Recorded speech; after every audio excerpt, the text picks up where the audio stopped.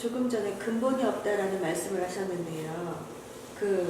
저희 옛날 분들, 어르신들 말씀하실 때 그런 말씀 많이 하시거든요. 근본이 없는 놈이라는. 예. 근데 지금 가만히 이야기를 듣다 보니 근본이 없다라는 것은 어떤 뼈대, 조상, 이런 걸 얘기하는 것이 아니라 본인의 위치에서 본인의 역할을 다 한 사람이냐 안 한 사람이냐, 이것을 근본이라고 보시는 거예요? 아니에요. 근본이라는 것은 뼈대를 말하는 거예요. 예를 들면 옛날에 쌍놈이 있었고 양반이 있었어요. 양반은 제실, 이 할아버지 할머니를 섬기면서 이 할아버지가 어떻게 살아오셨고, 이 할아버지는 관직에 계셨고, 이 할아버지가 추구했던 건 뭐였고, 이 할아버지가 우리들에게 지켜줬으면 뭐였다라는 게 바로 근본이에요. 근본이 없다는 것은 뼈대가 없다는 뜻이고, 뼈대가 없는 쌍놈들은 이 근본을 배울 수가 없어서 하루하루 연명하기가 바빴어요. 자식들에게 교육하기가 바빴고요. 그러나 천민들이 양반이 되고 싶어 했어요. 그 다음부터는 그 천민들이 양반이 하는 것을 그대로 배웠고 그대로 이어갔어요. 그리고 그 또한 마찬가지로 천민이었으나 그 행동은 양적인 행동을 했기 때문에 바로 그게 양반이에요. 그 후서부터 그 천민의 집안, 쌍놈의 집안은 서서히 양인이 되고 양반이 되기 시작해요. 그리고 지금에 와서는 이 양반과 쌍놈의 이 신분제도가 없어진 상태에서는 그 천민들 또한 마찬가지로 그대로 양반이 되는 거예요. 곧 조상들한테 이어받은 얼과 뿌리가 있으면 다 양반이에요. 아무리 과거에 천민이었을지라도, 아무리 양반일지라도 집안 내력에서 이어주지 않는 것을 이어받지 못한 건 그건 쌍놈이에요. 일례로 이 신도분 중에 누가 말씀하시기를 재산이 많은 집안이 있었어요. 그 큰아들이 의사가 된다고 그 집안 재산을 다 털은 거예요. 병원을 차리고 병원에 무슨 기계가 들어와야 돼요. 아버지 돈 좀 주세요 하면 또 선산을 팔고 주고 또 선산을 팔고 주고 이제 아무것도 없어요.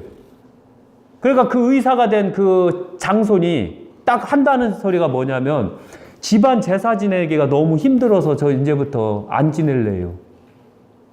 이거는 바로 쌍놈이 된 거예요. 양반이. 그런데 어떤 집안에서는 일자무식이에요. 아무것도 몰라요. 이 말은 그대로 저는 신도들께서 말씀하신 내용을 그대로 전하는 거 있는 일이고요. 일자무식이에요. 그 일자무식이 우리 집안을 조금 키워보려고 집안에 뼈대 있는 가문에 가서 뭔 일이 있으면 대소사가 있으면 물어보고 해서 그대로 그걸 율법을 지킨 거예요. 이분은 글씨도 몰랐어요.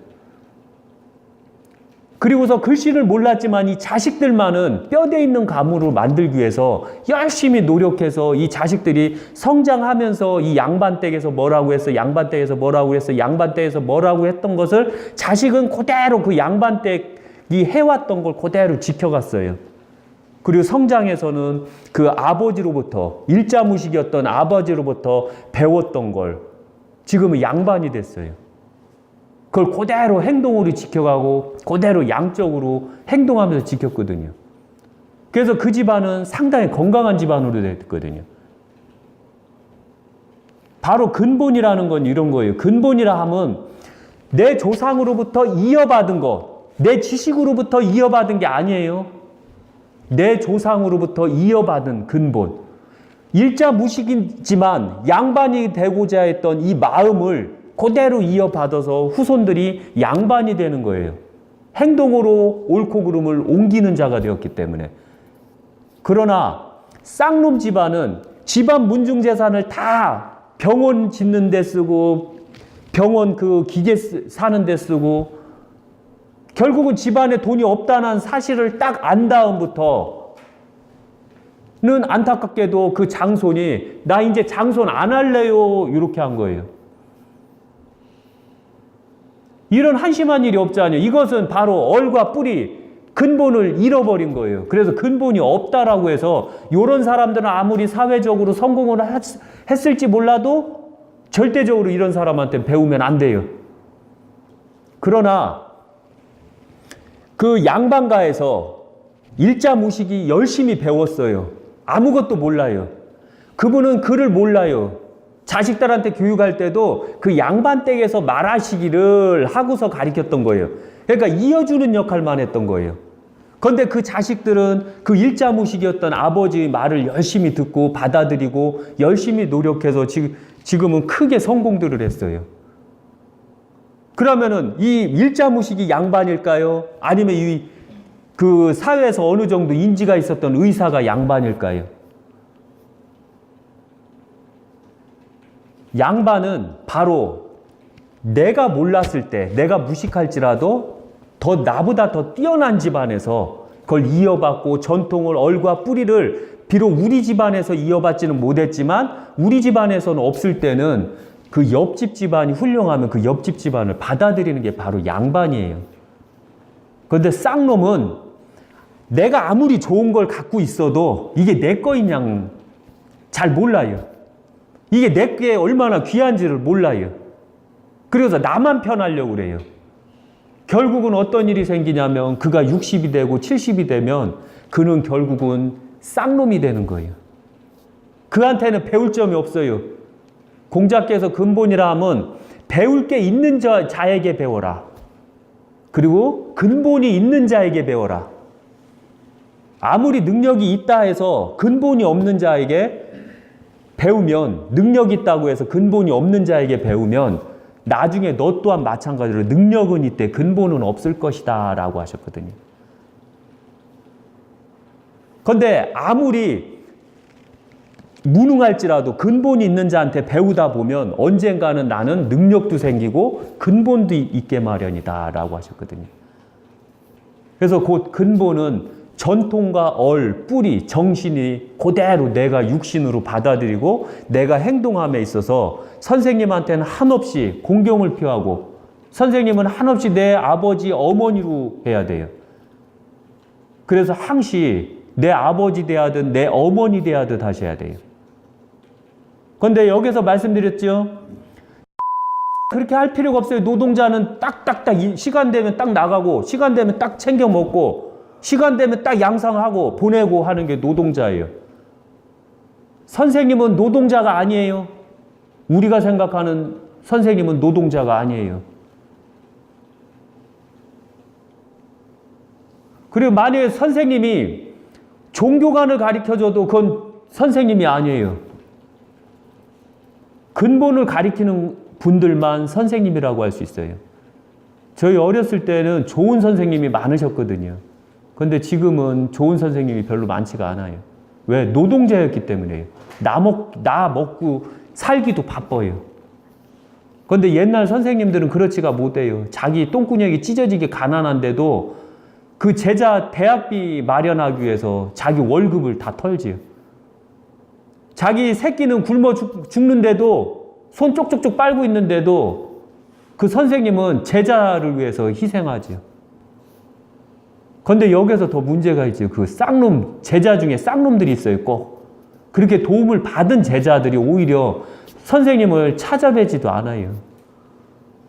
그런데 어떤 훌륭하신 분들은, 훌륭한 제자분들은 선생님을 꼬박꼬박 스승의 날이 되면 꼬박꼬박 찾아뵈고 이러죠. 이 뜻은 곧 무슨 뜻이냐면 제자를 가리킬 때에도 근본이 있는 제자를 가리켜라. 근본이 없는 제자는 가리키지 말라. 근본이 있는 자는 배움이 있어서 꼭 그 보답을 하는 법이거든요. 그런데 근본이 없는 제자는 아까도 말씀드렸지만 그 문중 재산이 딱 없으니까 나 장손 안 할래요 이렇게 하잖아요. 그거는 공부를 시키느라고 집안 근본을 안 가리켜서 생긴 일이에요. 그러니까 어떤 면에서는 그 아버지가 한심한 거죠. 더 재밌는 거는 그 의사는 종손이 안 됐고 안 한다라고 했고 그런데 막 키운 아들이 아버지 제사 제가 모실래요 이래요. 왜일까요? 능력 있다고 대우해줬더니 근본이 없고 능력 없어서 대우를 안 해줬던 그 자식이 오히려 더 효자가 많거든요. 억식에 잘한 자일수록 근본은 더 가져요. 어른들을 위할 확률은 더 높아요. 학벌이 사자 붙은 사람이 얘가 더 있을까요? 사자 안 붙은 사람이 얘가 더 있을까요? 또 많이 배운 사람이 얘가 더 있을까요? 많이 안 배운 사람이 얘가 더 있을까요? 많이 배운 사람이 얘가 더 있어야 될 것 같은데요. 안타깝게도 배우느라고 근본을 못 배워서 얘가 더 없어요. 예를 들면 교통사고를 딱 났어요. 못 배운 사람이 운전을 하다가 딱 실수를 해서 교통사고가 났네요. 못 배운 사람은 죄송합니다. 잘못했습니다. 병원에 가도 찾아가서 많이 안 아프신지 괜찮으신지 물어요. 평균적으로 보면. 그런데 많이 배운 사람이 잘못해서 사고를 딱 냈어요. 어떻게 하는 줄 아세요? 보험 처리해요. 그래 병원도 안 가요. 아, 보험에서 알아서 하는데 뭐요? 이렇게 아예 대놓고 얘기해요. 이게 바로 근본이 없는 사람이에요. 이 근본을 많이 배우고 못 배우고로 보면 안 돼요. 아버지가 행동으로 보여준 행동을 보고 자라온 사람만 근본이 있는 거예요. 이것은 배움하고 상관이 없어요.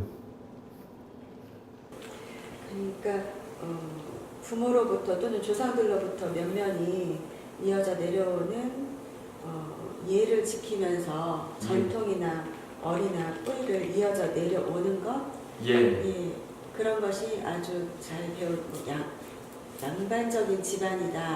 예.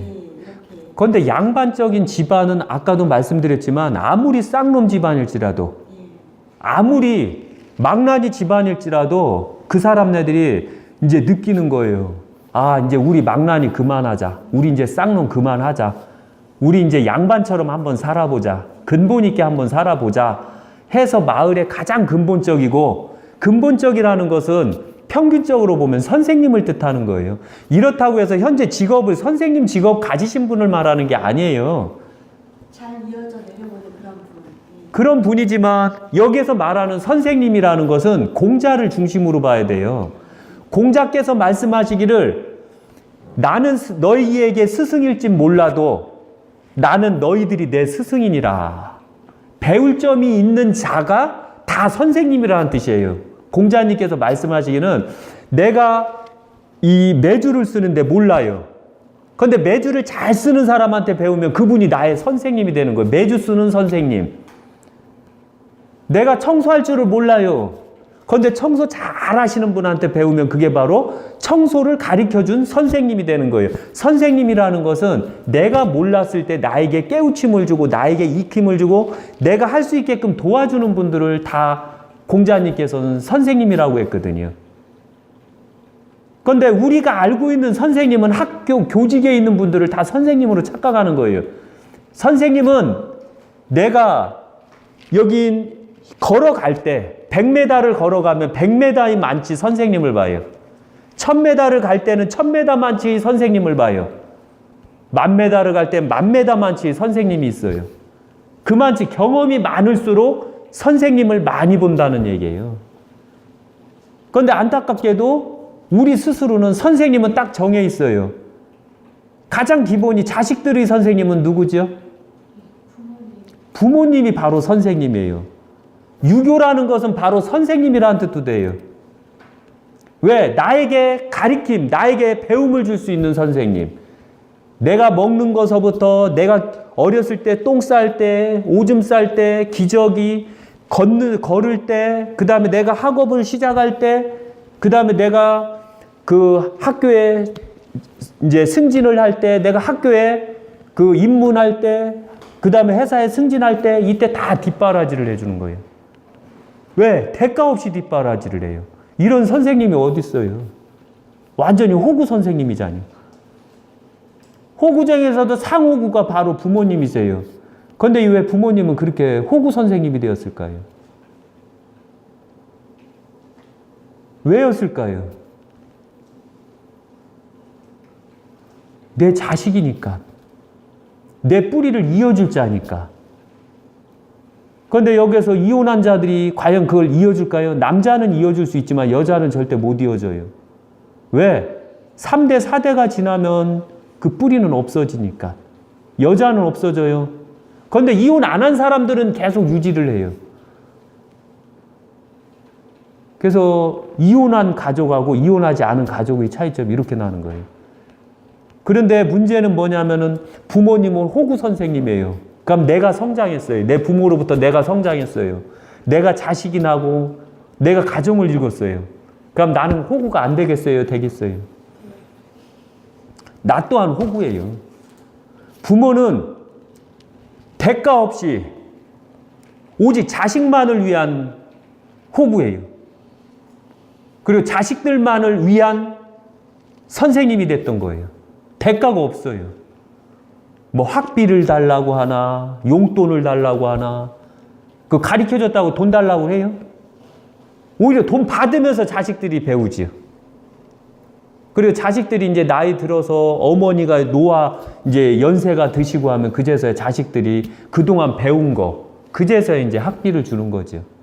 그제서야 보답을 하려고 노력을 하는 거죠.